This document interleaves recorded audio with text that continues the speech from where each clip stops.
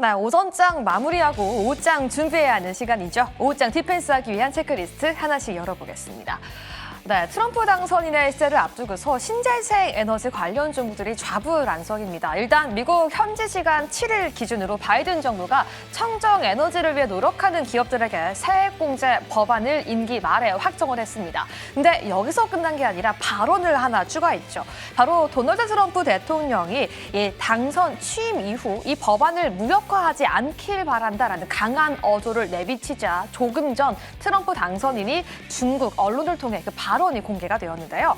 자신의 임기 중 어떠한 풍력 발전소도 건설하지 않기 원한다라고 보도가 되자 미국만이 아니라 국내에서도 현재 풍력 관련 종목들 실시간으로 하락하는 모습 포착되고 있습니다. 하지만 태양광 관련 종목들은 여전히 상승세 지켜내고 있습니다. 바로 미국의 중국에 대한 제재로 인해서 트럼프 당선인의 취임 이후에도 태양광 종목은 수혜를 볼 수 있다는 논리가 깔려 있기 때문인데요. 과연 트럼프 당선인의 재임 시기에 신재생 에너지 어떻게 봐야 하는지, 그리고 그 안에서도 풍력과 태양광은 별도로 분리해서 대응 전략 세워봐야 하는지 오늘 전략 세워보도록 하겠습니다. 다음 체크리스트 함께 열어보도록 하겠습니다. 최근 MLCC에 대한 기대감 다시 한번 뜨겁습니다. MLCC라는 단어가 조금 낯선 분들도 있을 것 같은데요. 기존의 PCB 기판 위에 올라가는 부품으로 마치 댐처럼 전기를 보관했다가 일정량을 내보내주기 때문에 모든 전자기기에 들어가는 부품으로 알려져 있습니다. 사실 지난해 2월 AI에 대한 개화로 주가가 큰 폭으로 상승했다가 2024년 하반기에는 레거스에 대한 수요 부진으로 주가가 함께 고전을 면치 못하기도 했는데요.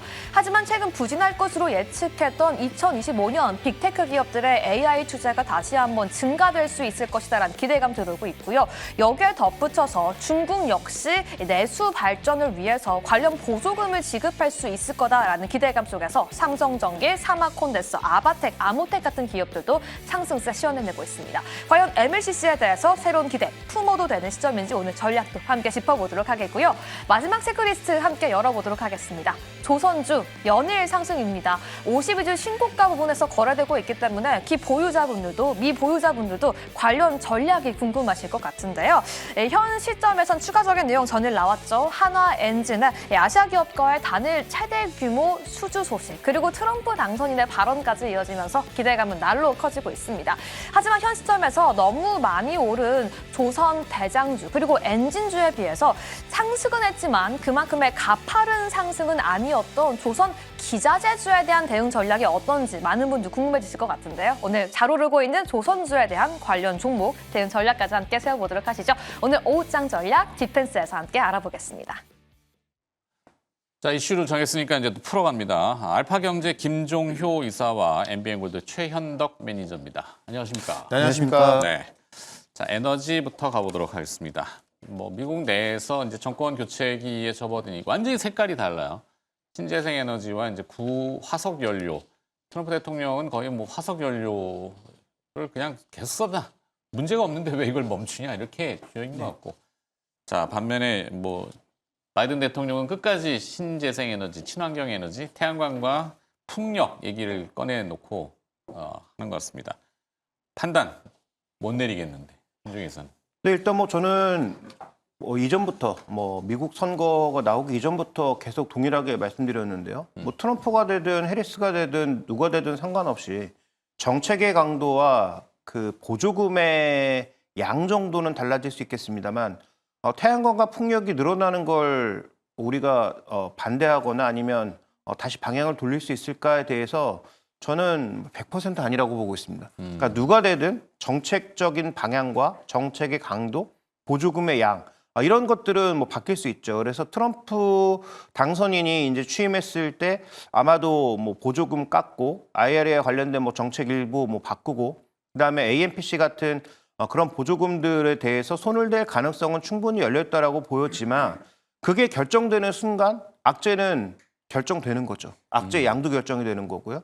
그다음에 기본적으로 지금 아리백을 지향하는 기업들의 흐름이 적어도 EU가 강도가 꺾이고 있다고 하나 이유는 명확하게 근거를 밝혀주고 있는 상황이고 자국 기업들에게 이미 강요하고 있는 상황이기 때문에 자국으로 수출하는 그런 모든 대상 기업들에 대해서 아리백을 지키도록 규제를 하고 있죠.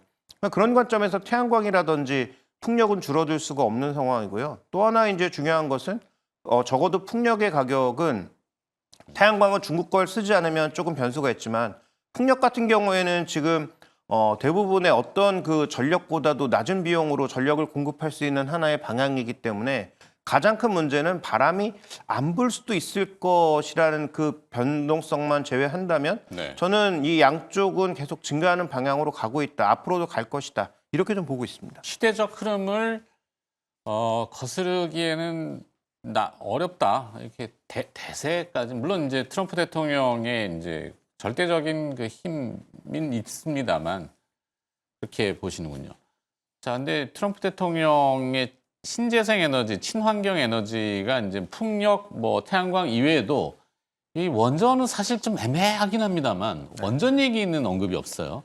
뭐 SMR 맞나요? SMR 소형 모듈러 원전 그런 쪽은 뭐 선박용 엔진 우리 어제 잠깐 얘기 다루긴 했습니다만 뭐 아니면 드론이 됐던 동력이 필요한데 전기만으로 국한하기는 좀 그렇고 그런 쪽으로는 아직 언급이 없는데 어떨까요? 아직 언급은 없는데 사실 그 트럼프 1기 때 같은 경우도 이제 트럼프가 SMR 같은 경우도 지지를 하면서 관련 법안까지 통과시킨 걸 봤을 때 트럼프 2기에도 이제 당연히 SMR은 갈 수밖에 없는 거고 최근에 그 미국 SMR 기업들 보게 되면은 이제 그 뉴스케일 파워라든가 그다음에 이제 SMR 통해 투자한 오클로 이런 기업들 보게 되면은 오클로 같은 경우는 지금 신고가를 기록하고 있거든요. 그러니까는 저는 원전 같은 경우는 이 트럼프 당선되고 나서 그닥 언급은 없습니다만 당연히 트럼프 시대에 이제 좀 갈 수밖에 없는 그런 섹터를 보는 게 맞는 것 같고 이게 왜 그럴 수밖에 없냐면은 지금 이제 우리가 이 데이터 센터를 짓느라고 이제 뭐 작년 같은 경우도 그랬고 이번 연도도 지금 많은 빅테크들이 이제 데이터 센터를 짓고 있지 않습니까? 네. 이거를 돌리기 위해서는 어마어마한 에너지. 네, 그러니까 풍력이나 태양광 갖고는 상당히 부족합니다. 특히나 이제 태양광이나 풍력 같은 경우는 어떤 자연적인 어떤 그런 에너지 갖고 오다 보니까 만약에 자연적인 부분에서 안 좋을 경우에는 생산이 좀 안 되는 부분도 있고 하다 보면 우리가 이제 정말 미래 데이터 센터가 그런 자연적인 부분 때문에 에너지 생산이 안 돼서 부족해서 안 들어간다라고 한다면 좀 말이 안 되는 부분이거든요. 네. 근데 원전 같은 경우는 사실 이제 그 원전 폭발 때문에 이제 친환경이 안 됐던 거고 다만 이 우크라 전쟁 이후로 친환경으로 분류가 되면서 특히나 이 SMR이라고 불리는 소형 원전 같은 경우도 오히려 이제 폭발 위험이 없는 그 이 대형 원전보다는 폭발 위험이 더 떨어지는 그런 것들로 분류가 되면서 지금 뭐 전 세계가 지금 다 원전을 가고 있고 네. 그러니까 사실 원전을 좀 맡고 있던 부분 유럽이 가장 먼저였던 건데요. 독일 빼고는 지금 다 원전으로 돌아서고 있거든요. 그런 관점에서 저는 결국 AI 데이터 센터를 위해서는 가장 필요한 건 원전밖에 없고 많은 빅테크 기업들이 이 데이터 센터를 짓는 동시에 원전을 동시에 같이 구매하고 있습니다. 네. 그럼 결국은 데이터 센터를 다 지어놓으면은 결국 에너지가 없으면 못 들어가거든요. 그렇죠. 아시겠지만 지금 우리가 그냥 검색하는 것보다도 AI 검색이 10배 이상이 들어가기 때문에 네.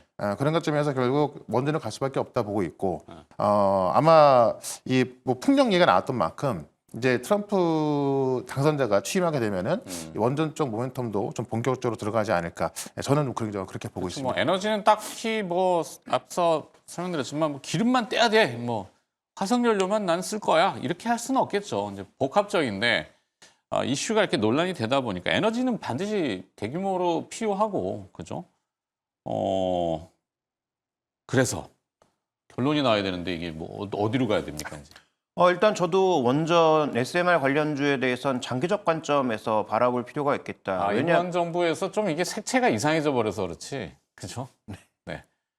그리고 또 하나 이제 중요한 건 SMR이라는 게 지금 뭐 당장 개발할 수 있는 업체는 솔직히 미국 해군밖에 없지 않습니까? 네. 미국 해군이 쓰는 핵잠수함, 그다음에 뭐 원자력 그 핵으로 항모. 가는 그 항모, 네. 뭐 이런 거를 빼면 없기 때문에 SMR을 실제로 구현할 수 있는 건 아직은 미국밖에 없거든요. 그러니까 그런 기술을 과연 민간에게 이전해 줄 수 있는가에 대한 논란이라든지 뭐 여러 가지 시간적인 흐름은 필요하지만 장기적인 관점에서 두산 에너빌리티를 축으로 해서 국내에 이제 공급하는 그런 업체들에는 관심은 뭐 장기적으로는 저는 이어가야 된다라고 보고 있고요.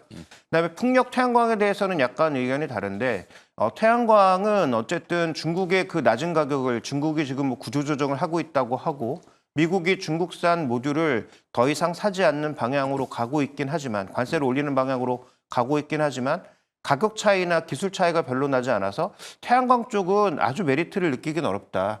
그다음에 하나솔루션의 실적을 올해 높여놓은 가장 대표적인 이유가 올해부터 미국 생산분이 늘어나서 AMPC를 받는다였는데 과연 이 보조금이 어떻게 결정될까에 따라서 하나솔루션의 태양광 이익은 굉장히 급변할 수 있기 때문에 아직은 조금 조심스러운 관점에서 접근이 필요하다고 보고 있는데요.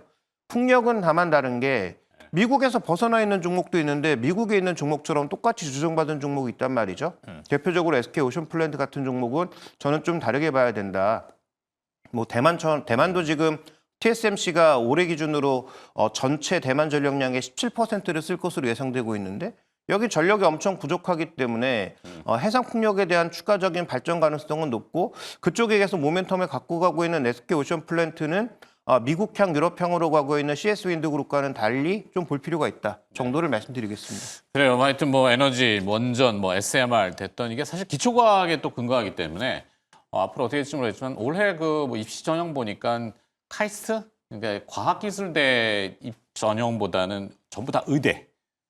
의사가 엄청 많아지겠어요. 그래서 뭐 좋은 것도 있겠지만 하여튼 기초과학이 중요하다. 이것도 근데 이 신재생 에너지에 대해서 제가 한 말씀을 더 드리면 사실 트럼프 대통령 하면은 신재생 에너지는 사기라고 말을 할 정도로 되게 싫어한단 말이에요. 그러니까는 오늘 같은 경우도 발언 자체가 내 임기 내에는 이 풍력에 대해서 절대 그런 게 없었으면 좋겠다라고 말을 할 정도로 바람개비로 치부해버리고 굉장히 뭐 세게 나가고 있고 뭐 고래 이야기까지 하면서 안 된다고 하고 있고 오히려 시추 같은 경우는 이 바이든 대통령 때까지 지금 그 바로 지난주까지도 계속 이 금지하고 있는 건데 이거는 바로 이제 뭐 취임하자마자 풀어버리겠다라고 하고 있는 거고 이것도 이제 뭐 트럼프가 푼다고 해서 바로 풀리는 건 아니고 이 어떤 법적인 다툼을 통해서 1년 지나야 될 것 같은데 네.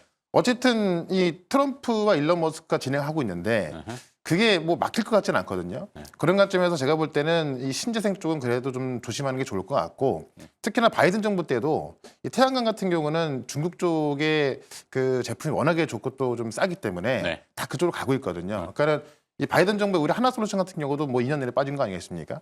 그런 관점에서 신재생 쪽보다는 오히려 이 트럼프 시대로 가고 있는 만큼 뭐 원전이라든가 이런 새로운 좀 에너지 쪽으로 가는 게 어쨌든 트럼프 임기 동안에는 어떤 주가 흐름에는 좀 더 긍정적인 모습이 나올 것 같다. 저는 이렇게 한번 제 생각을 좀 말씀을 드리겠습니다. 자, 다음으로 넘어가서 이제 반도체, 전기전자 쪽으로 넘어가면 이제 소재 부품 장비에서 지금 소재 부품 쪽 MLCC라고 하는 적층 세라믹 컨덴서 맞나요? 네. 네, 맞습니다.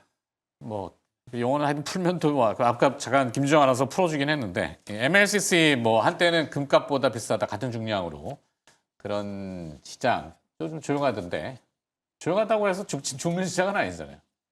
일단 그 기존에 들어가는 것들 중에서 대표 기업인 무라타가 원래 시장을 무라타. 끌고 왔었는데 이 무라타는 지금 전기차 쪽으로 상당히 이동을 했는데 전기차가 최근 좋지 않으면서 오히려 무라타 주가는 최근에 반등이 거의 없어요. 근데 지금 얘기 나왔던 건 뭐냐면 삼성전기의 주가 반등을 가져왔던 핵심 포인트는 뭐냐면 중국에서 휴대폰 보조금을 주면서 이쪽에 이제 모멘텀이 있을 것 같다. 그러면 삼성전기 MLCC가 아직은 중국 쪽으로 꽤 들어가고 있는 상황이고 일본의 TDK와 함께 삼성전기 MLCC가 아직 전기차로 이동하지 못한 가운데 MLCC의 주력이 여전히 레거시 제품들이기 때문에 이런 레거시 제품들의 판매가 늘어난다라고 보면 삼성전기의 실적의 절반은 MLCC 쪽에서 나오는 것이어서 충분히 좀 가능성이 있지 않느냐라고 보고 있는 상황이고요. 그다음에 이제 CES 때도 말씀드렸습니다만 제가 그때도 삼성전기를 말씀드린 이유는 갤럭시 S25를 포함한 이 신제품들이 런칭되는 과정에서 캡티브 마켓도 좀 커질 가능성이 있고 그다음에 구글의 엘리트 칩을 단 안드로이드의 새 진용이 퍼포먼스가 비교적 잘 나오는 편입니다. 중국의 그 라인업들을 보면은. 그래서 갤럭시 S25가 나왔을 때 아이폰 16을 뛰어넘는 정도의 퍼포먼스를 낼 수 있다면 판매량도 나쁘진 않을 것 같다라는 그런 캡티브 시장의 전망. 그다음에 마지막으로는 AI가 묻어있는데 AI가 전혀 반영되지 않은 종목이라는 측면에서 아마도 삼성전기의 전반적인 상승세는 이해해 볼 수 있겠다. 그래서 MLCC 일본 시장에서도 두 회사가 전혀 다르거든요. 상대적으로 레거시 부품 쪽이 많은 TDK는 주가가 견조한데 무라타는 최근 주가 반등을 전혀 반등하지 못하고 오히려 저가 부근에서 헤매고 있는 그런 양상임을 고려해 보면 레거시 쪽이 좋아진다라는 관점에서 삼성전기에 대한 매력도, MLCC에 대한 매력도가 최소한 올라오고 있다 정도로 볼 수 있을 것 같습니다. 삼성전기도 많이 주가가 눌려 있었잖아요. 그래서 지금 MLCC 연관성으로 삼성전기를 좀 볼 필요가 있는 시점이 됐다 이렇게 정리하면 되죠. 네, 맞습니다. 네. 네. 그러니까 삼성전기가 최근에 이제 올라온 모습이 제가 볼 때는 이제 이 중국 모멘텀이 좀 크다 보고 있거든요. 그러니까 이 MLCC가 전기차 또는 이제 이 PC 같은 경우도 AI로 바뀌면서 더 많이 필요해지는 상황에서 이 전기차 부분은 이제 지금 어떻게 보면은 전기차 부분이 가장 많이 더 늘어날 수 있는 그런 부분이었는데 그쪽이 약하다 보니까 주가 하락했지만은 지금 중국 같은 경우는 지금 원래 중국에서 애플의 힘이 상당히 셌었는데 최근에 그러니까 작년 같은 경우도 보면은 어떤 뭐 애국주의 이런 것 때문에 이 애플보다도 이제 어떤 샤오미라든가 오포 이런 어떤 그 스마트폰의 판매가 더 늘어난다고 해요. 그러면 삼성전기 주 고객이 이제 어떤 샤오미나 오포 같은 중국 고객들이거든요. 그러니까는 오히려 이제 애플의 판매량을 좀 줄면서 이 중국 기업들의 판매가 늘다 보니까는 거기에 이제 삼성이 공급을 하고 있는 삼성전기 어떤 주가가 또 어떻게 보면 이 중국향 모멘텀이 좀 들어가고 있다라는 것이고, 그러니까 전체적으로는 결국 이제 모든 게 뭐 AI 노트북, AI PC 이런 것들로 바뀌어가면서 그 전에 어떤 그 제품보다는 더 많은 또 MLC가 들어가기 때문에 전반적인 부분에서는 그런 모멘텀이 있는 거고 거기에 이제 콕 더 찝어서 좀 주가 모멘텀 본다고 한다면은 이 중국 쪽에서 매출이 더 늘어나고 있고 특히나 24년도 상반기까지만 한다 하더라도 약 거의 40% 늘어났다고 하거든요. 네. 그런 관점에서 이제 중국 모멘텀을 좀 본다면은 이 삼성전기 어떤 그 주가 흐름을 좀 더 이해하기 좋을 것 같습니다. 네. 일단 뭐 삼성전기는 삼성전자하고 또 이 코릴레이션 상관관계가 높으니까 사막 콘덴서는 요즘 왜 이렇게 조용하죠? 사막 컨덴서 같은 경우 어떻게 보면은 뭐 기존에 우리가 MLCC의 뭐 대장주로서 가장 이제 앞단에서 움직였지만 실제로 시장 파이를 그렇게 크게 가져가고 있느냐. 그다음에 이제 조금 전에 최현덕 전문가께서 말씀해 주셨던 중국 쪽 모멘텀에 연관돼 있는 종목인가? 그다음에 그동안 주가가 삼성전기처럼 그렇게 치열하게 조정을 받았는가를 따져보면 뭐 그렇지 않았다는 거죠. 그다음에 MLCC를 만들어내는 기업이긴 하나 글로벌 시장에서 의미 있는 정도의 모멘텀을 구가하기는 어렵고 오히려 다른 쪽의 모멘텀으로 좀 더 강하게 움직였던 종목이라는 관점에서 사막 콘덴서보다는 지금은 저는 대형주 쪽의 매력이 좀 더 높지 않을까 이렇게 보고 있습니다. 좋습니다. 자, 그러면 기업들도 대충 봤고 세 번째 또 포인트로 가서 조선주 얘기도 했는데 결국엔 엔진 쪽으로 갑니다. 네. 선박용용 엔진이죠. 엔진. 저는 그 엔진 쪽을 이렇게 좀 이해를 하시면 될 것 같아요. 그러니까 지금 조선 쪽에서 보면은 중국과 우리가 어떻게 보면 이제 좀 싸우고 있는 양상인데 이 조선의 어떤 수주 내용을 좀 본다 하더라도 중국보다 우리가 이제 좀 이 고부가치선 쪽에서 더 많은 비중을 차지하고 있고 최근에 보시면 이제 중국의 선박들도 엔진을 우리 걸 쓴다라는 게 나올 정도로 이 중국 조선사가 이제 우리 쪽으로 주문이 들어오고 있거든요. 그런 관점에서 우리가 과거에 반도체를 보면 우리가 반도체를 아무리 많이 수출을 많이 했어도 핵심 소재는 일본에서 들어오면서 어떻게 보면 좀 알짜배기가 아니다라는 그런 평가도 있었는데 지금의 조선 엔진 같은 경우가 좀 그런 평가를 받을 때가 아닌가. 그래서 어찌 보면은 이 중국과의 싸움에 있어서 훨씬 유리한 위치에 있고 특히나 이제 이 국제 정세를 보게 되면은 중국을 견제하는 부분에 있어서 미국 같은 경우도 이 트럼프 당선인이 당선되자마자 이제 우리 대통령께 전화해서 좀 그 협조를 좀 같이 하자, 그 협력해달라라고 이야기하면서 사실 그 지금 중국이 이제 어떤 중국의 해군을 잡으려는 그런 움직임도 있고 네. 또 지금 그동안 LNG를 시추하는 것을 금지했던 바이든 정부에 비해서 지금 이 트럼프 정부 같은 경우는 바로 이제 시추를 허가하겠다라는 건데 미국 같은 경우는 그거를 이제 그 어떤 아메리카에 파는 것이 아니라 유럽으로 판매를 해야 되는 거거든요. 그러니까 이거를 파이프라인을 통해서 갈 수 있는 게 아니기 때문에 이 LNG 선도 증가할 수밖에 없는 거고. 그래서 미국 관점에서 본다면은 어떤 방산과 LNG 모멘트 두 가지가 있는 거고 여기에 인도까지도 이제 어떤 선대 확장을 통해서 그러니까 이 중국을 견제하기 위한 선대 확장을 통해서 지금 우리나라에 또 협조 요청을 하고 그런 부분 때문에 이제 같이 또 이제 그 국내에 넘어와서 이 고위 관계자들이 둘러보고 있기 때문에 조선 쪽은 지금도 주가가 좋습니다만은 네. 결국 이번 연도 내년 정도까지 봤을 때도 계속 좋을 가능성이 있다. 그러니까 한때 조선주가 엄청나게 올라왔다가 거의 몇 년 동안 좀 죽어있던 거잖아요. 맞아요. 그게 이제 작년부터 시작된 건데 저는 조선주가 어떤 국제 정세라든가 어떤 우리의 기술을 봤을 때는 뭐 계속해서 갈 수 있는 영역이기 때문에 좀 많이 올라갔을 때는 차익 관점도 좋겠습니다만은 충분한 조정이 나왔을 때는 좀 중장기적인 관점에서 계속 매수 가능하다. 그러니까는 좀 메가 트렌드적인 관점에서 좀 보시면 좋을 것 같다. 이렇게 한번 정리를 해보도록 하겠습니다. 이 조선중공업의 부활은 상당히 큰 의미가 있죠. 뭐 한때는 그 업황이 워낙 기업이 돈을 많이 벌다 보니까 환율, 네. 선물한 매도를 거의 뭐 환율을 막 찍어 누르니까 환율이 많이 내려갔었던 한때 몇 년 전이에요. 네. 그 중흥기가 다시 좀 왔으면 좋겠는데 바람대로 될 줄은 잘 모르겠지만 하여튼 선방용 엔진과 여러 가지 포인트 그럼 계속 지속적인 관심을 두라는 전략이잖아요. 네, 그러니까 어제까지만 해도 뭐 하나엔진도 그렇고 또 오늘 하나엔진 급등했고 네. 또 하나오션, 뭐 현대이포조선 대부분 신고가에 있어가지고 어떻게 보면 좀 접근하기 어려운 뭐 그런 부분일 수 있는데 결국 이제 어떤 업황의 문제보다는 또 어떤 시장의 문제로 조정이 나올 때 있잖아요. 그럴 때마다 제가 볼 때는 이 조선 쪽은 계속해서 매수 관점을 노려보는 게 좋을 것 같고 이게 앞서 말씀드렸지만은 이 국제 정세 흐름이라는 것이 쉽게 바뀌는 게 아니기 때문에 계속해서 관심을 좀 가지면 좋을 것 같습니다. 알겠습니다.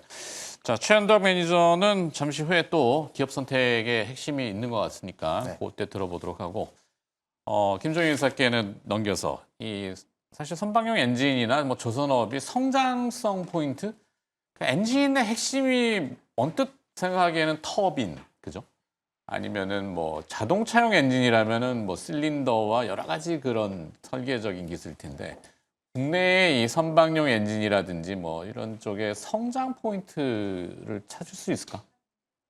네, 뭐가 지금 있을까요? 당장은 우리가 이제 먼 미래로 봤을 때 이 회사 규제도 굉장히 커지고 있죠. IMO 규제 같은 것들이 네. 커지고 있기 때문에 이 매연 같은 것들. 그렇죠. 그래서 그걸 피해가기 위해서 지금 속도를 줄이는 방향으로 가고 있는 오래된 배들은 그러면 신규 배들은 LNG 엔진이라든지 아니면 뭐 다른 엔진 쪽으로 좀 더 친환경 엔진 쪽으로 바꾸려는 뭐 그런 시도들이 많이 나타나고 있는데 일본은 전기 동력을 쓰는 배들도 왕왕 지금 많이 시제품을 보이던데요. 네, 뭐 장기적으로는 뭐 그쪽 방향으로 갈 수 있겠습니다만, 근데 이제 워낙 큰 짐을 싣고 옮겨가는 입장에서는 아무래도 전기 에너지만으로 가기에는 한계는 뚜렷하죠. 네. 뭐 사람도 안 싣고 뭐 짐도 안 싣고 가는 배는 뭐 크게 만들어서 위에다가 태양광 판 달면 네. 뭐 전 세계도 돌 수 있다라고 하는데 거기에 무거운 짐 싣고 사람들 싣기 시작하면 그건 불가능한 일이니까 그런 측면에서 보면 지금 뭐 LNG라든지 상대적으로 탄소를 좀 줄일 수 있는 그런 여러 가지 형태로 결국은 변할 텐데 지금 우리나라 엔진 회사들이 그 정도까지 준비되어 있느냐라고 보면 뭐 그렇지는 않은 것 같습니다. 네. 그럼에도 불구하고 지금 당장 만들어내는 뭐 파나맥스, 수에즈맥스급의 상대적으로 작은 배들, 뭐 소위 탱커 뭐 이런 배들 같은 경우에는 현재 구간에서는 여전히 뭐 디젤 엔진을 포함한 기존의 구형 엔진들을 사용하고 있는 상황이고요. 근데 그런 배들에 사용되는 엔진에 한해서는 역시 우리나라 엔진사가 좀 더 기술력을 가지고 있는 게 사실이니까 네. 배껍데기는 뭐 중국에 더 싸게 만들 수 있어도 그 안에 들어가는 핵심 부품들 예를 들어서 뭐 피팅 이런 것들도 우리 입장에서 보면 그 관임새 만드는 게 뭐가 그렇게 힘들어? 라고 네. 하지만 실제로 그걸 품질을 좋게 만드는 것은 아무나 할 수 있는 건 아니기 때문에 뭐 그런 관점에서 지금 조선주에서 조선주뿐만 아니라 피팅, 엔진, 그다음에 최근 들어서 LNG 선의 증가 가능성을 보면서 본행제 이런 것들이 다 같이 움직이고 있는 거죠. 그러니까 조선주가 강하다는 건 조선주 빅3가 신고가여서가 아닙니다. 조선주 계열에 있는 모든 종목군들이 같은 방향으로 가고 있다는 게 핵심 포인트인 거고요. 네. 그런 관점에서 본다면 뭐 미래 기술을 장착하는 데는 조금 시간이 필요하겠지만 어쨌든 중국으로 일감이 대거 몰리면서 중국 쪽까지 지금 엔진을 공급하고 있는 기업들의 전반적인 주가 상승세는 아마도 좀 더 이어질 가능성이 높고 투자 전략상에서는 뭐 공격적으로 대응하기보다는 조정시 매수 관점에서 가는 게 좋지 않을까라고 보고 있고요. 그다음에 조선주의 또 하나의 가장 핵심은 수주가 뭐 대폭 늘어난다라기보다는 양질의 수주로 바뀌기 시작하면서 이익이 높아지고 있는 것. 즉 네. Q의 증가보다는 P의 증가가 나타나고 있는 것이 핵심 포인트라는 거죠. 그다음에 이미 확정된 실적이 적어도 내년까지는 확보되어 있기 때문에 도크가 이미 꽉 차 있는 상황 아닙니까? 그래서 삼성중국 같은 경우에는 중국 도크를 빌려서 중국에게 외주를 맡기겠다는 거 아니에요? 그러니까 그 정도의 지금 일감이 몰리고 있어서 양질의 수주만 받다 보니까 적어도 내년까지는 안정적인 마진율 상승이 담보되어 있다라고 하는 것. 거기에다가 이제 환율 효과까지 더해지면서 올해 실적이 비교적 좋을 것으로 예상되고 있는 것이 현재 주가 상승이 가장 중요한 근거다라고 봐야 될 것 같습니다. 네. 뭐 항공도 그렇고 선박도 그렇고 아까 선박법 아이사 IMO 규제. IMO. 네.